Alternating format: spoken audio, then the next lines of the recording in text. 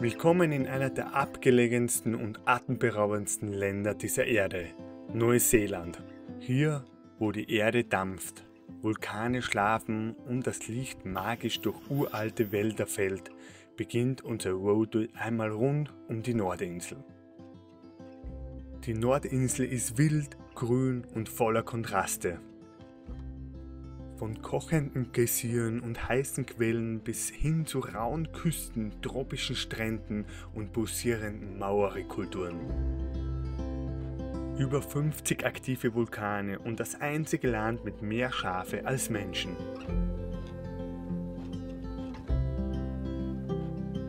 Und genau hier, irgendwo zwischen Hobbit-Landschaften und echten Abenteuer, beginnt unsere Reise. Wir haben uns einen Camper geschnappt, eine Karte voll Sehnsüchte und machen uns auf den Weg, Neuseelands Nordinsel einmal zu umrunden. Alle Reisekosten und Tipps gibt's am Ende, alle Karten und unsere komplette Routenplanung findest du unten in der Videobeschreibung. Und wenn du glaubst, du kennst Neuseeland, warte ab, was wir in diese 2 Wochen entdeckt haben. Von Europa bist du fast einen ganzen Tag unterwegs, also besser nicht zu spät buchen. Wir kamen direkt aus unserem Australien-Abenteuer und sind in 5 Stunden rüber nach Auckland geflogen. Das Visum? Ganz easy online, den Link findest du immer unten in der Beschreibung. Wir haben unseren Camper schon früh bei Wicked Camper gebucht. Für uns einer der besten Optionen für Low-Budget-Reisen. Alles dabei, Klo, Wasser, Gaskocher und ein Bett, mehr brauchst nicht.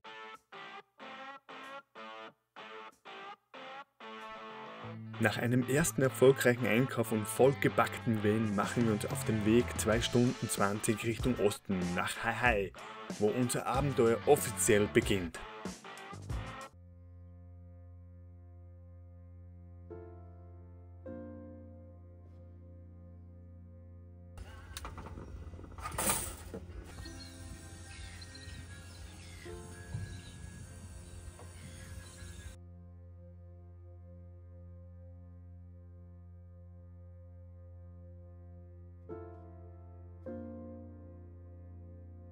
Ein kleiner Ort mit großer Wirkung, Hawaii. Nur ein paar Straßen, ein friedlicher Strand und doch einer der magischsten Orte der Nordinsel. How nice. Avocado for sale. And how much is it? $5. And so you can take one. And you have to be honest. Okay, $5. Thank you very much. Wir sind jetzt gerade zum Strand gekommen. Und wir kommen vom Staunen gar nicht mehr raus. Es schaut jetzt schon so unglaublich schön aus da. Das ist einfach ein Wahnsinn. Von hier startet einer der berühmtesten Küstenwanderwege Neuseelands, der Kadadual Cove Walk.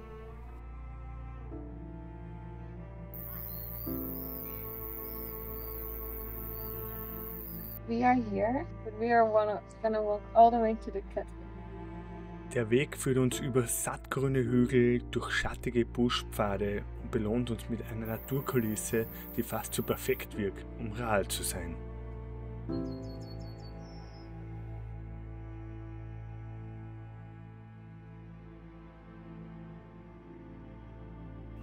Die Kadadual Cove ist ein Naturwunder, ein gewaltiger Torbogen aus Kalkstein geformt, der 2 Strände miteinander verbindet. Kein Wunder, dass hier Szenen wie Chroniken von Narnia gedreht wurden.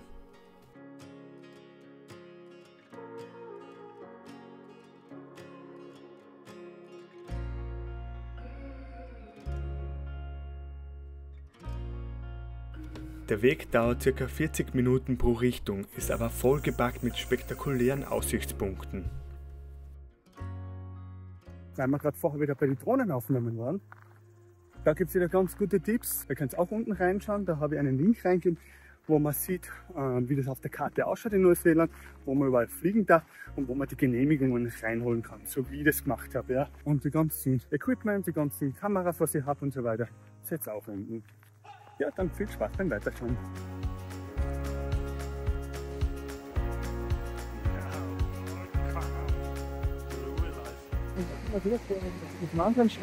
Und das ist der vordere Strand.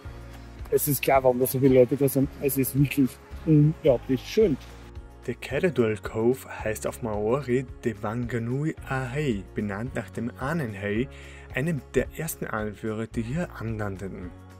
Ein kleiner Tipp, die Höhle sieht bei Sonnenaufgang besonders beeindruckend aus, wenn das Licht golden durch den Torbogen fällt.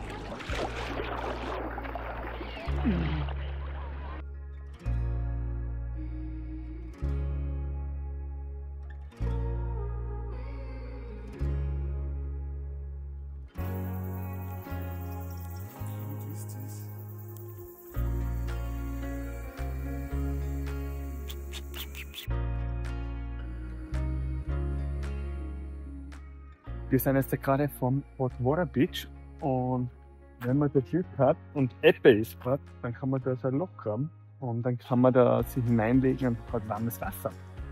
Aber wir sind heute schon ein bisschen spät dran. Jetzt gehen wir da einfach zum Strand runter und schauen uns das am Strand, ob wir überhaupt irgendwas sehen. Wir haben es versucht, aber es ist nämlich gerade High Tide, geht nur bei Low Tide, da kann man nämlich rausgehen, also bei Ebbe, und dann kann man eben so einen Pool graben und sich reinlegen. Ja, wir haben leider gar nichts gesehen. Es ist einfach sehr, sehr dunkel. Jetzt gehen wir zurück zum Auto.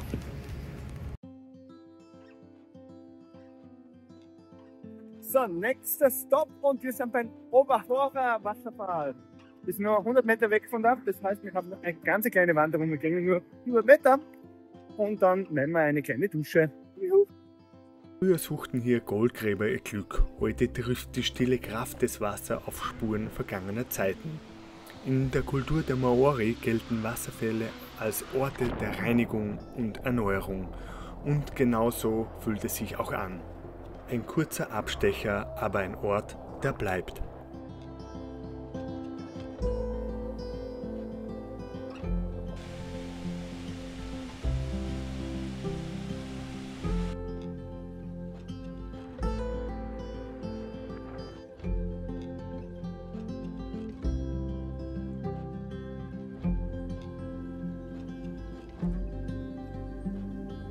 Eine knappe Stunde weiter erhebt sich direkt aus dem Meer Mauao, das nächste Highlight. Dann gibt es eine kleine Wanderung, die geht da rauf zum Berg, zum Hügel, der ist da hinten oben gleich. Und das soll so ungefähr eine Stunde Wanderung sein und dann haben wir super schönen Ausblick, weil ist das Wetter so schlecht, deswegen werden wir jetzt da was essen und dann geht's los. Ein Ort, der nicht nur wegen seiner Aussicht beeindruckt, sondern auch wegen seiner Bedeutung.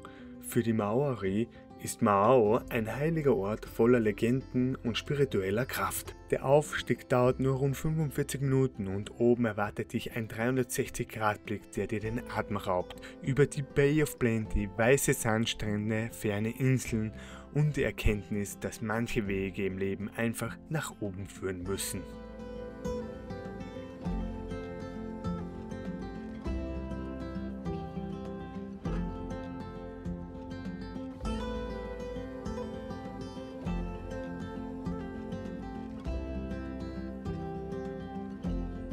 Nur eine Stunde weiter erreichen wir den idyllischen Hamorana Reserve Overnight Spot.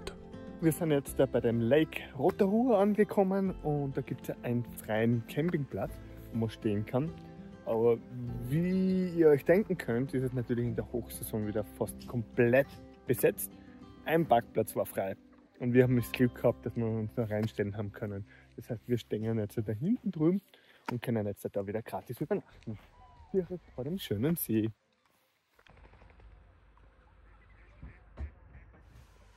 What the fuck? Welcome to New Zealand. Schaut euch das an, ob da Mücken sind. Ja.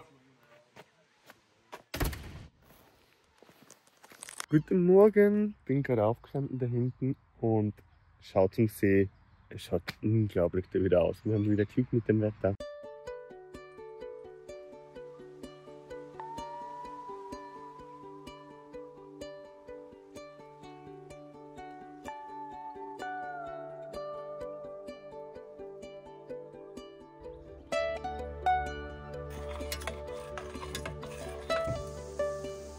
Wir sind jetzt gerade zwischen Blue Lake und Queen Lake und das ist ein Lookout Point und da kann man jetzt da entlang wandern und da werden wir jetzt einfach den See ein bisschen anschauen und das ist einfach eine kurze Wanderung, man kann auch die komplette Runde machen, aber heute ist bewölkt, deswegen werden wir da jetzt gar nicht so viel Zeit verbringen und das einfach nur ein bisschen anschauen und dann geht es schon wieder weiter.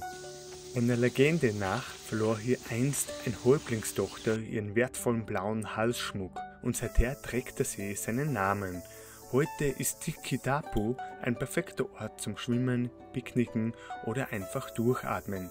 Ein kleiner See, aber mit großem Gefühl.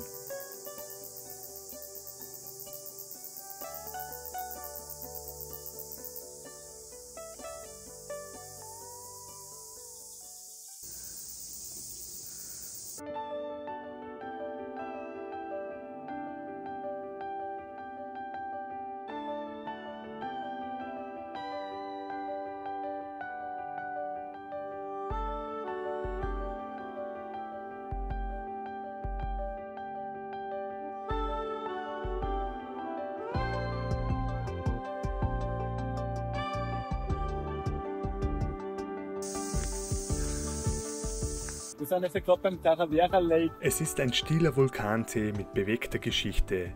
Der Taravera Trail führt durch dichten Wald entlang des Ufers und endet an einem ganz besonderen Ziel. Am Hot Water Beach sprudelt natürliches Thermalwasser direkt in den Sand. Perfekt zum Baden mitten in der Wildnis.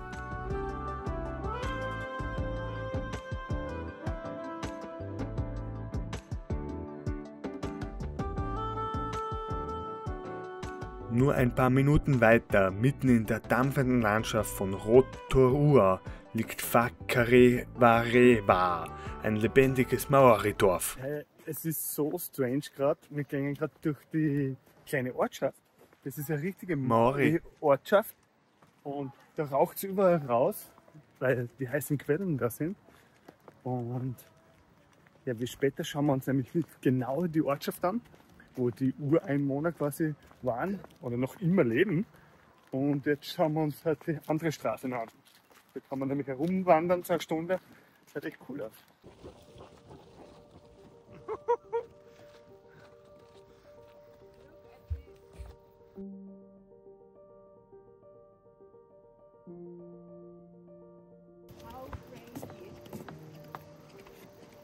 Wow.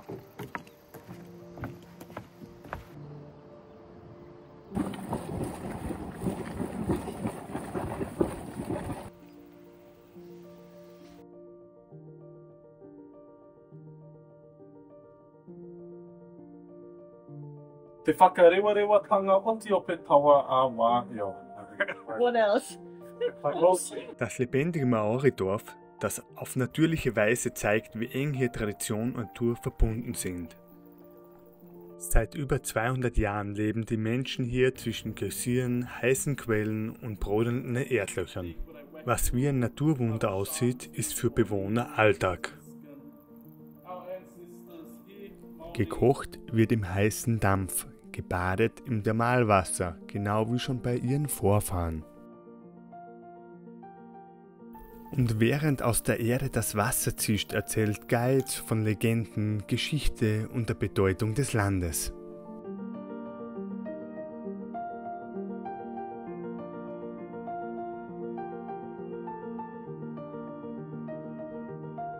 Whakarewarewa ist kein Museum, es ist gelebte Kultur. Und wer einmal durch dieses Dorf gegangen ist, spürt, wie lebendig Aotearoa wirklich ist.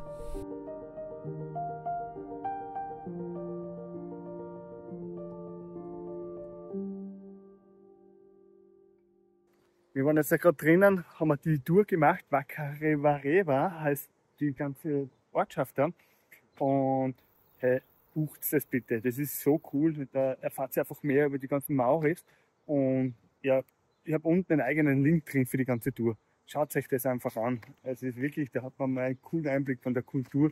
Ich bin sowieso schon begeistert gewesen, aber jetzt da weiß ich einfach noch viel mehr, wie sie gelebt haben, wie sie gebadet haben, wie sie das Tattoo gemacht haben. Ja, die haben es richtig reingemeißelt zum Beispiel.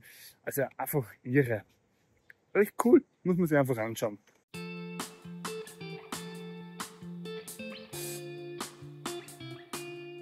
Wir sind jetzt gerade beim Waiotapo Wonderland Thermal Track und da kann man eben auch super gut herumwandern. Da gibt es einen Eingang, wo man nachher wirklich zum Geysir kommt und das schaut unglaublich cool aus. Also die Farben, die ganzen Seen, was da sind, durch die ganzen Mineralien verfärben sie den natürlich. Ne? Deswegen haben sie so eine intensive Farbe von Rot bis Grün bis Blau und weiß nicht was alles. Ich bin einfach schon wieder voll begeistert. Ja? Das ist genau mein Ding. Erinnert mich an Island.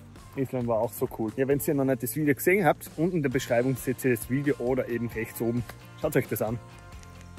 Wie aus einer anderen Welt, Waiotapa, das farbenprächtigste Thermalgebiet Neuseelands. Aus der Luft wirken die surrealen Farben fast unwirklich. Leuchtendes Orange, tiefes Grün, dampfendes Türkis. Die Erde kocht, zischt und brodelt und zeigt hier ganz offen, wie lebendig sie unter unseren Füßen ist.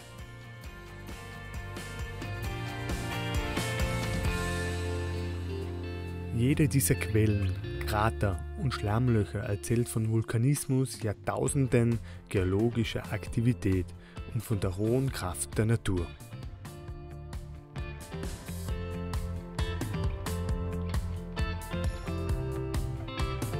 Ja, und der Tag ist schon ziemlich lange. Jetzt kommen wir schon ein bisschen zum Ende. Jetzt geht es hier entlang und da kommen wir nachher zu einem Bach, wo das warme Wasser auch hineinfließt, Hot Cold Water. Und da werden wir jetzt ein bisschen baden gehen, weil wir haben ja keine Dusche drin. Perfekte Option. Wie cool ist das bitte da? Oh, das ist einfach einmal ein warmes Bad. How nice! It's better as a private pool because we would pay $99. We have it for free. It's sometimes really getting really Oh ja, ja, I can feel it. Das ist richtig cool. Von dort kommt nämlich das kühlere Wasser, da oben, und von dort kommt das wärmere Wasser. Und es trifft genau dort, wo ich bin. Und jetzt habe ich eine Mischung. Dort, wo die Moni ist richtig heiß. Das ist geil da. Das ist so nice. Geil, da kann man von drüben nämlich einfach in so eine Höhle reingreifen und dann hat man den ganzen Schlamm und das soll gut für die Haut sein. Ein völlig natürlicher Badeplatz, kostenlos, wild und einfach typisch Neuseeland. Alle Spots, Highlights und Übernachtungsplätze findest du auch unten in der Beschreibung in unserer fertigen Reisekarte zum Downloaden. Für die Nacht haben wir am Aratiatia Reserve frei gecampt, ein ruhiger Platz direkt am Fluss mitten in der Natur. Guten Appetit! Mahlzeit! Nice, I like it. Boah. Ja, wir sind jetzt gerade bei Aratiatia. Da haben wir schlafen können. Das ist ein freier Campingplatz. Und es war eigentlich nicht viel los. Aber um 10 Uhr machen sie dann nachher ein Gewehr auf. Und dann rennt das ganze Wasser durch. Und das soll so spektakulär sein. Wir haben gedacht, das sind ein paar Kinder, ein paar Leute. Da kommen keine Reisebusse daher und schauen sich das an. Also wir haben das wieder zufällig gesehen. Ja, das ist die Werder und die wird jetzt noch nicht aufmachen. Und das ist so spektakulär sein. Deshalb sind da jetzt einfach so viele Leute da.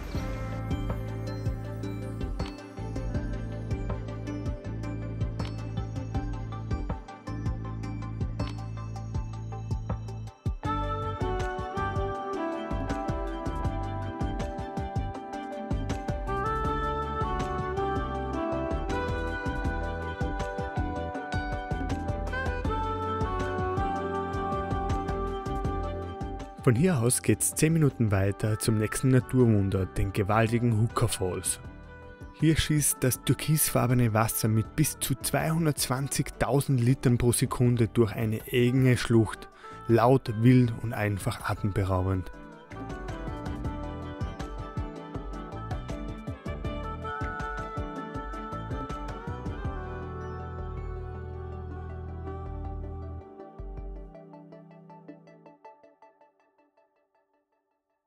Here with your makeup.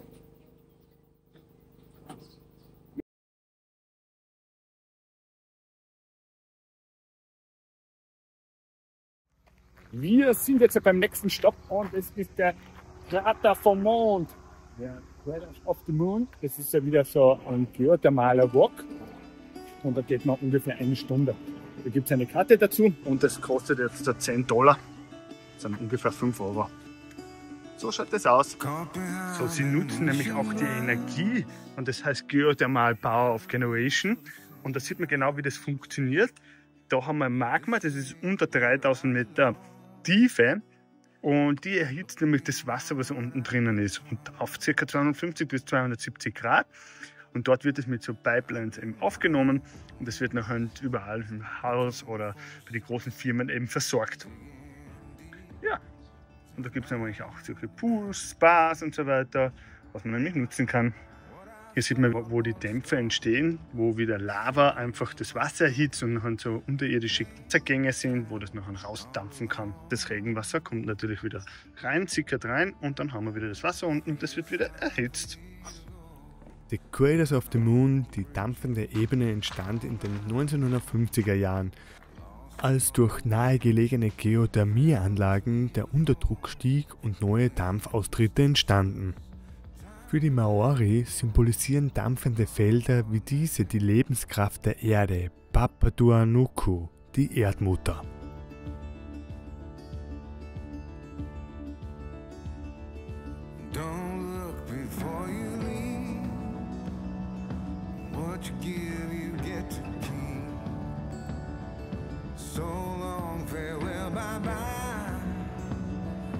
Have a toast for those lost old eyes and my crooked little heart that seems so rebellious. Gleich ums Eck ein kurzer Stopp beim größten See Neuseeland, Lake Taupo. Das ist unser Ausblick. Hier zu parken, die Aussicht zu genießen und kurz durchzuatmen. Das ist genau das, was ein Roadtrip braucht.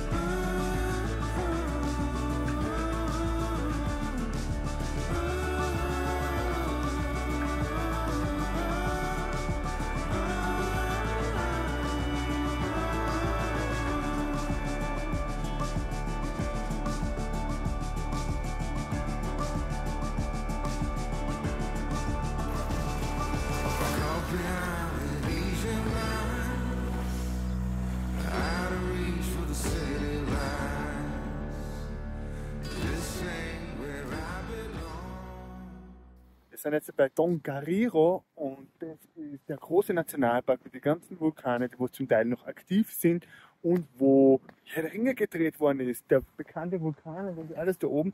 Und da gibt es die weltberühmte Wanderung, das ist einer der beliebtesten und die werden wir morgen machen. Jetzt sind wir jetzt gerade angekommen, heute ziemlich müde von doch vielen Sachen, was wir gemacht haben, und werden wir schlafen gehen, dass wir morgen fit sind und nachher mit dem Shuttlebus, der was von hier wegfährt, nachher bereit sind und dass wir da rauffahren. Und dann haben wir eine 19 Kilometer Wanderung. Das ist der Parkplatz, das sind die Klos und da hinten ist der Vulkan. Essensvorbereitung für unsere große Wanderung. So schaut's aus. Also viel zum Trinken und das ist noch alles, was wir drinnen gehabt haben im Van, plus natürlich Sonnencreme. Hoffentlich Ist das Wetter morgen gut, aber es schaut gut aus, weil da hinten ist es schön rot. Gutes Zeichen. Da oben ist der Berg, da hinten in den Wolken. Der Tongariro Nationalpark, Neuseelands ältester Nationalpark und ein heiliger Ort für die Maori.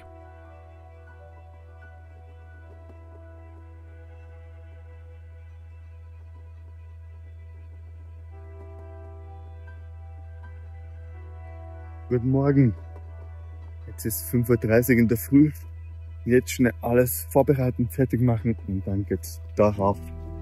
Nach der kostenlosen Übernachtung im Kiwi Camp geht es mit dem Shuttlebus zum Startpunkt, bereit für 9 Stunden durch Vulkane, Mondlandschaften und eisige Höhen. Hier startet eine der spektakulärsten Tageswanderungen der Welt, das Tongariro Alpine Crossing. Es geht los, das ist der Start und Tongariro Alpine Crossing, 20,2 Kilometer ist unser Ziel. Wir müssen das Ganze da überqueren. Da geht's los und über den ganzen Berg drüber runter. Da vorne zwischen Wolken und Sonne ragt Mount Ngauruhoe in den Himmel, besser bekannt als Mount Dom aus Herr der Ringe.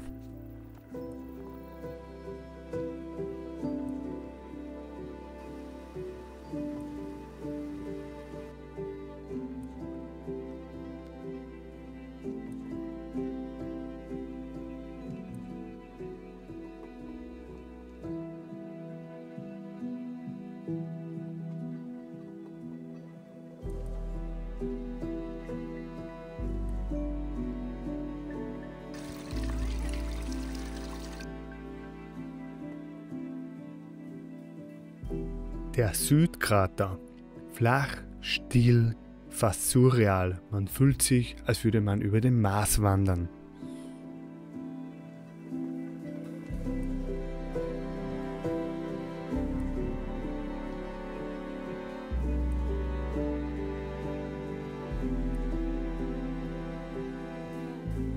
Hier am roten Krater riecht es nach Schwefel, der Wind pfeift und der Blick reicht bis zur Küste. Die Emerald Lakes leuchten türkis inmitten grauer Vulkanlandschaft. Unglaublich schön, aber auch giftig. Baden verboten.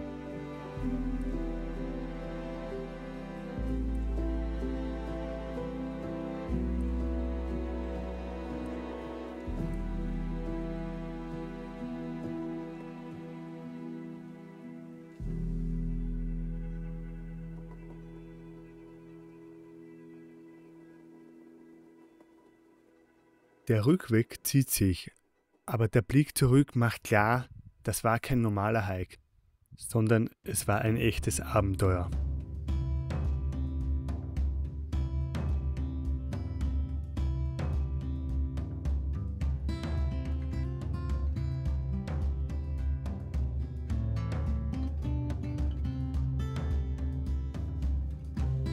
Hey, crazy! Seht ihr das? November 2012 war die letzte Eruption und das ist da drüben. Und ist noch immer ein bisschen aktiv, man sieht es ja. Ja.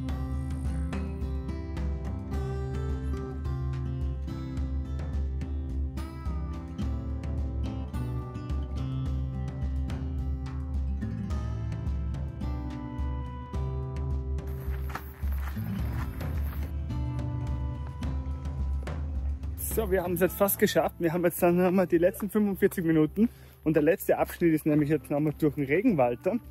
Und das ist perfekt, weil wir brauchen jetzt schon Abkühlung. Dann sind es fast knapp 20 Kilometer gewesen. Und dann hoffentlich schaffen wir es noch rechtzeitig zum Shuttle. Wir haben noch circa eine Stunde Zeit und 45 Minuten ist der Weg eingeschrieben. Also müsste klappen.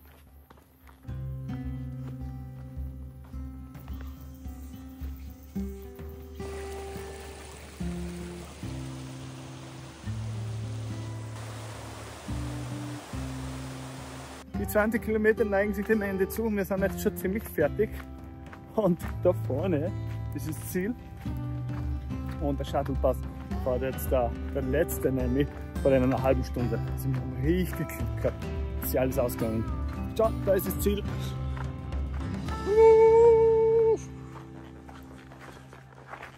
Yeah!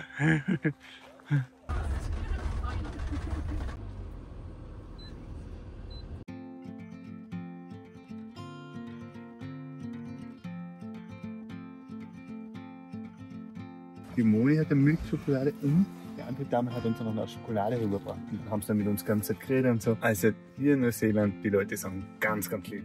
Also vielen Dank.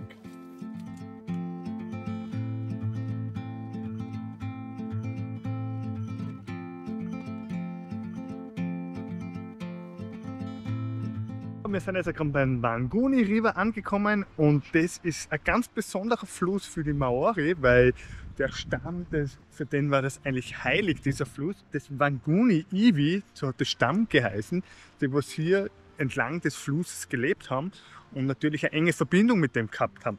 Und die haben dazu gesagt, Te Awa Tupa heißt so wie der heilige Fluss und bezeichnet wird es der Fluss als Einheit. Ja, sie haben natürlich Nahrung, Fische als Transportmittel genutzt und haben einfach direkt am Fluss gelebt. Das ist auch der längste Fluss, über 200 Kilometer in Neuseeland, auf und ab und ist ganz bekannt für die ganzen Aktivitäten, sowie Wanderrouten mit Wasserfallbesichtigungen, Kanufahren oder Kajaken. Also es gibt ganz viele Aktivitäten da und ganz viele Campingplätze in diesem Gebiet. Ist wirklich sehr empfehlenswert, sehr cool.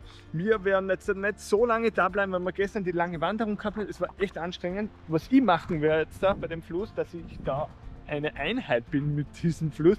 Ich werde da oben drauf gehen und hinten reinspringen und dann einfach runtergleiten lassen, entspannen. Das Wasser ist nicht so kalt, ist sehr angenehm Viele Fische sind drinnen, einfach wunderschön. Ja dann, los geht's! Es gibt noch richtig gute Informationen und in der Beschreibung drinnen, da seht ihr nachher ganz genau, was hier alles beim Fluss machen kannst. Dann spazieren wir jetzt darauf. Jetzt sind wir schon ungefähr so 200 Meter raufgegangen. Ich bin schon nass, weil jemand einen Schlapfer verloren hat von den anderen Leuten und ich reinspringen habe müssen und eine Rettungsaktion machen habe müssen. Jetzt gehe ich wieder zurück rauf und wir werden jetzt da irgendwo reingehen. Und das schaut ziemlich stark aus. Ja, schauen wir uns mal an. Looks pretty strong, ja? It is really strong. Okay.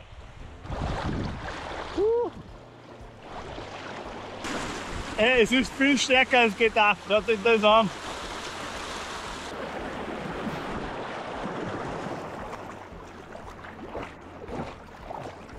I think it's okay.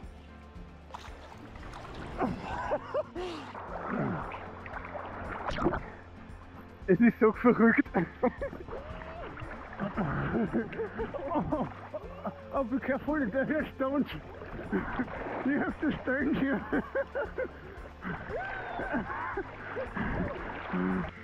Oh man. Fun.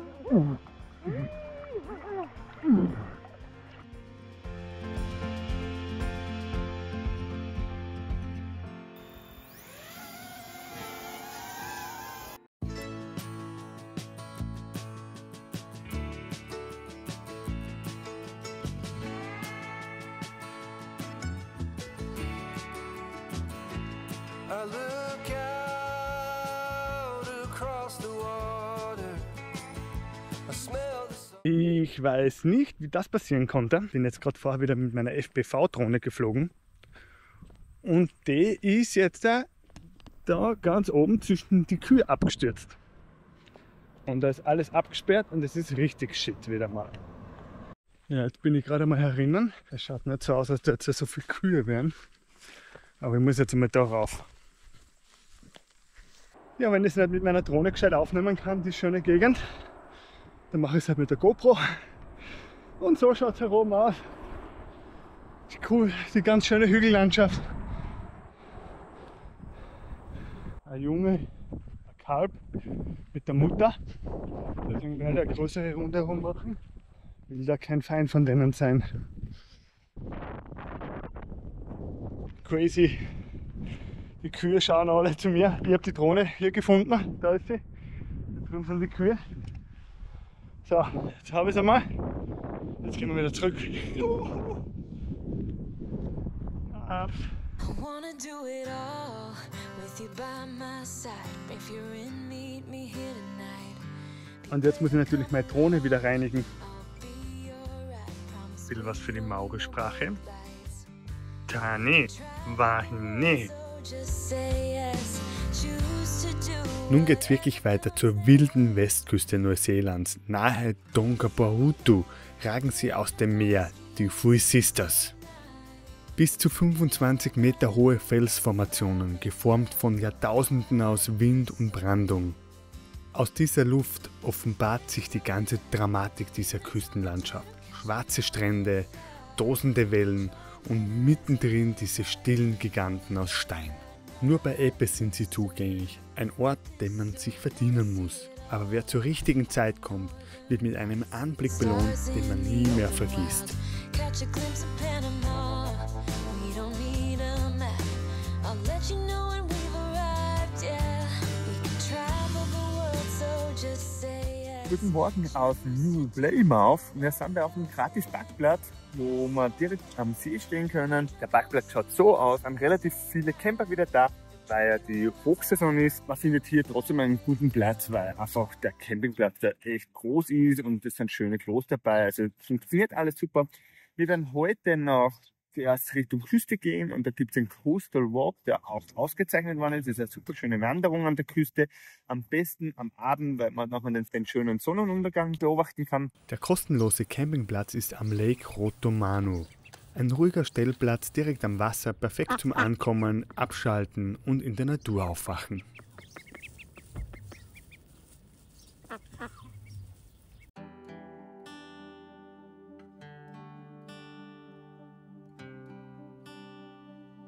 Wir sind jetzt da beim Coastal Walk und da ist jetzt die bekannte Brücke da vorne, die was eben ausschaut wie so ein Walskelett.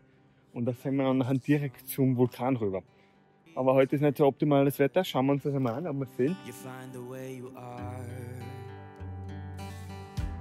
I wanna know you better.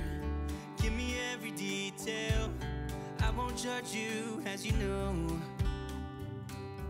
Sogar die Möglichkeit, dass man vielleicht einen Little Blue Penguin, also die kleinen blauen Pinguine, die heißen das, dass sie so blaue Augen haben, könnte sein, dass wir sogar da bei dem Strand sehen. Jetzt ist nämlich gerade die Zeit, so Jänner, Februar, wo sie die kleinen Kinder bekommen und deswegen kommen sie mehr zum Strand und müssen natürlich die Babys versorgen. Deswegen haben wir gut geschaut, aber sie kommen erst, wenn die Sonne ganz untergeht.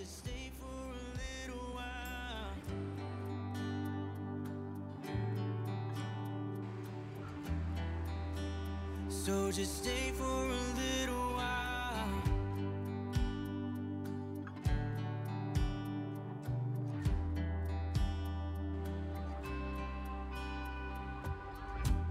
I didn't think that I would find that someone who's as honest as you are.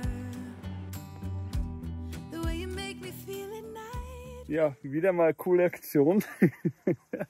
Wir sind uns verfahren. Also der Visitor-Sender, da sieht man mal wieder, dass eine richtige Planung unglaublich wichtig ist. Deswegen, wir planen alles immer ganz genau. Das findet ihr unten in der Beschreibung, die ganzen Karten zum Downloaden und die Vorbereitung, die ganzen Planungen, dann passiert euch das nicht. Wir waren nämlich beim Visitor-Sender und die Wanderung zum See rauf geht nicht von dort weg, sondern die geht von hier weg. Aber von dort geht man nämlich rauf und dann kommt man da zum See. Das ist der kürzeste Weg. Hier vom Mangorai Road End starten wir unsere 2,5 Stunden Wanderung durch dichten Regenwald hinauf zum kleinen Spiegelsee mit Blick auf den majestätischen Mount Taranaki. Der Weg führt durch den Egmont Nationalpark, ein geschütztes Gebiet und Teil einer sogenannten Kiwi-Zone. Hier leben noch wilde Kiwis, die seltenen flugunfähigen Nationalvögel Neuseelands. Um sie zu schützen, stehen entlang der Wege überall Fallen. Sie sollen eingeschleppte Räuber wie Marder, Wiesel oder Ratten fernhalten, die sonst Kiwi-Eier und Küken bedrohen. Wer hier unterwegs ist, wandert nicht nur durch Natur, sondern mitten durch aktiven Artenschutz. I've been seeking for the glory. Say my name. And I've been trying to write my own story in the search for fame. I'm sitting here in this empty room. Wir sind jetzt gerade rausgekommen und es ist genau bewölkt herum. Ein bisschen blöd, aber wir werden jetzt ein bisschen bleiben schauen, vielleicht wird es besser. So, jetzt sind wir über 2,5 Stunden gegangen und wir wollten ja zu dem See raufgehen, der was nachher an den Vulkan spiegelt. Das kannst unglaublich schöne Fotos machen. Nur jetzt sind wir kurz davor. Es schaut aus wie so eine Wasserlacke, so eine Wasserpfütze. Also sind gerade ein bisschen enttäuscht, aber die Lage herum ist wirklich cool. Und ich glaube, man kann trotzdem richtig tolle Bilder machen. Ich glaube, der Vorteil ist nämlich, dass das so eine kleine Pfütze ist, dass da nicht der Wind reinblasen kann. Deswegen bleibt es immer spiegelglatt. Und man kann schöne Fotos machen. I try to get everyone to see me. I play my games. But I just end up looking like a showcase. I haven't myself to blame. I'm sitting here in this empty room. Walls keep tumbling down. Auf dem Weg zum Glowworm Cave machen wir noch einmal eine kleine Pause und genießen den Sonnenuntergang. I'm fed up with changes. Come pick me up cause I just wanna see the light. I wanna be weightless. Teach me to fly, I won't be coming down. Could somebody wake me up? I don't wanna be here and let the world pass me by. I just see her face wherever I look, she's standing in the crowd. So let go, I don't want to, but I'm gonna try. When she left me, yeah, let a little bit inside. You know, maybe things are gonna be alright. Gut Guten Morgen, wir sind jetzt bei Tomo Case und das sind die Glühwürmchen. Wir haben das gebucht über Get Your Guide und sind echt schon gespannt. Wir sind relativ früh dran, es ist 7:30 Uhr und wir werden jetzt ein paar Runden spazieren und dann fahren wir mit dem Boot rein. Leider darf ich da drinnen nicht filmen, aber schauen wir mal, vielleicht gibt es ja nachher trotzdem irgendeine Möglichkeit, in der Höhle filmen kann. Cool. Ja, dann schauen wir uns das einmal an. Hier leuchten tausende winzige Larven wie Sterne an der Decke, doch das sind Insekten, neuseeländische Glühwürmchen, genannt Achnanocamba luminosa. Mit ihrem blauen Licht locken sie Beute an und verwandeln die dunklen Höhle in ein natürliches Planetarium. Diese Spezies gibt es nur hier in Neuseeland und nirgendwo anders auf dieser Welt.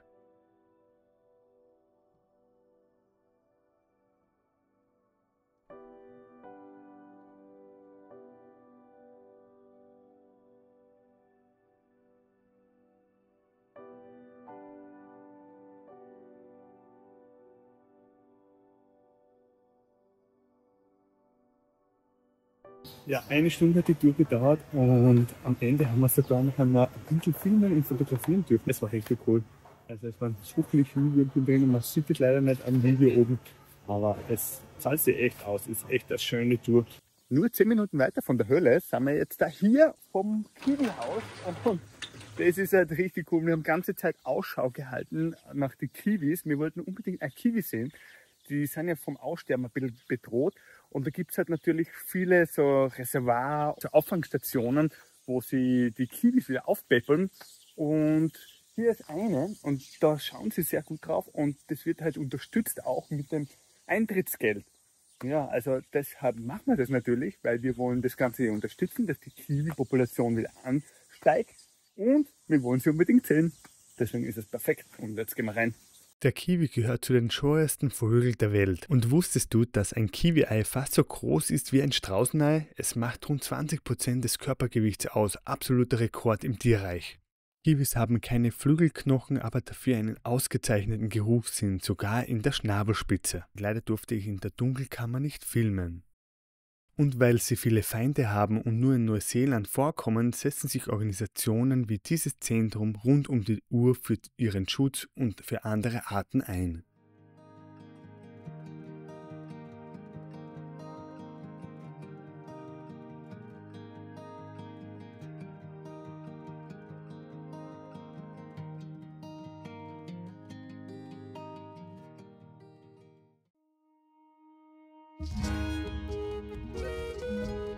Hier mitten auf einer Schaffarm in Matamata entstand einer der bekanntesten Filmkulissen der Welt, Hobbiton.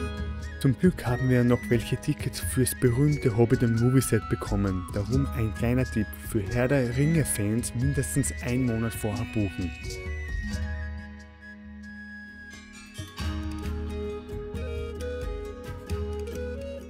Regisseur Peter Jackson entdeckte das Gelände 1998. Für Der Herr der Ringe wurde das Set aus 37 Hobbit-Höhlen in nur 9 Monaten Bauzeit errichtet, damals noch aus vergänglichen Materialien. Die gesamte Errichtung kostet rund 1,5 Millionen Neuseeland-Dollar. Für die Hobbit-Trilogie wurde Hobbiton 2011 dauerhaft und detailgetreu in Holz, Stein und Beton wieder aufgebaut. Mit Gärten, Apfelbäumen und sogar echtem Gemüse in Beeten. Heute stehen hier überall 44 Hobbit-Höhlen, jedes einzelne Häuschen mit eigener Geschichte und bewusstem Verfalldesign, damit es echt wirkt.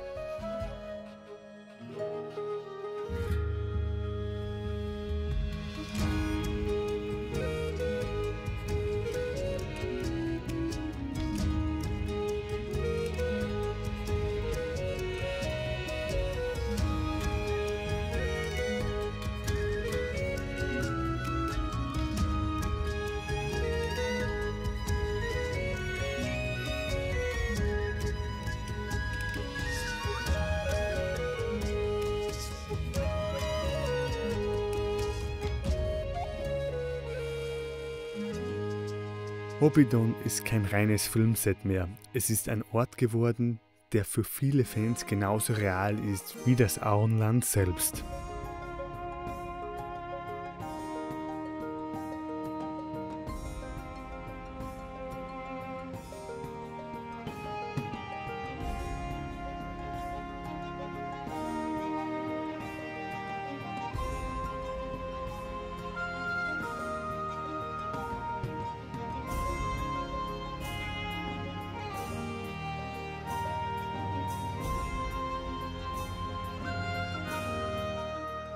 Wir sitzen jetzt gerade bei Green Dragon, wo man ein Getränk holen kann. Jetzt sind wir schon ziemlich am Ende.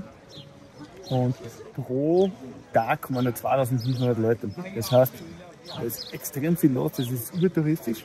Aber hey, wenn man wirklich so ein Hobbit-Fan ist oder Herr der Ringe gern hat, dann sollte man, glaube ich, echt daherkommen. Es ist echt cool, man sieht da wirklich einmal, wie sie das Ganze aufgebaut haben, wie sie das Ganze gefilmt haben, die ganzen Insider-Sachen, also es sind echt coole Sachen dabei. Zahlt sich auf alle Fälle aus. Aber hey, erinnert euch nochmal dran, bucht's früh genug. Ja, nicht, dass es so passiert wie bei uns. Man muss wirklich mindestens einen Monat vorher fast dran sein. Ja, also unten in der Beschreibung findet ihr ja auch alle Links drinnen, wo man genau buchen kann und was man genau braucht.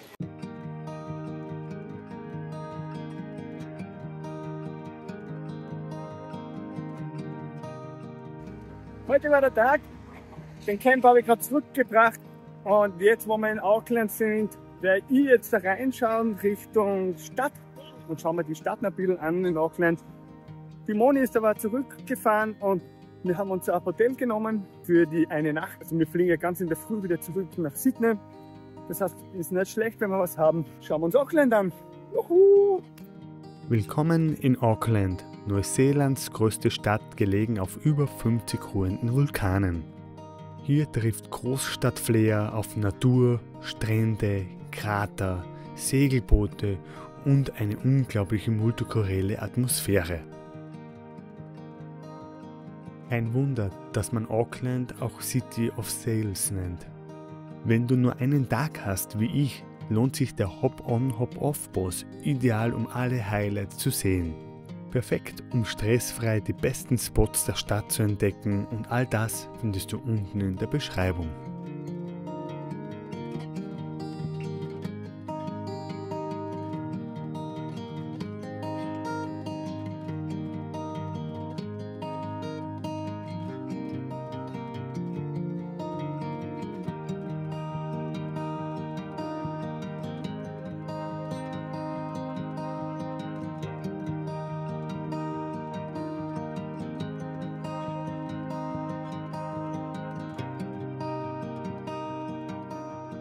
Ich bin jetzt fertig mit der Runde und jetzt fahre ich wieder mit dem Bus Richtung Flughafen zum Ibis Hotel. Ja, guten Morgen.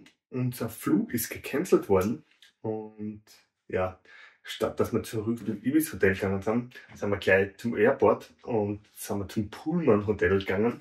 Das ist ein 5-Sterne-Hotel. Das ist unser neues Zimmer. Ziemlich nice. Das ist jetzt gerade 3 Uhr in der Früh. So, ich gehe jetzt wieder schlafen. Gute Nacht.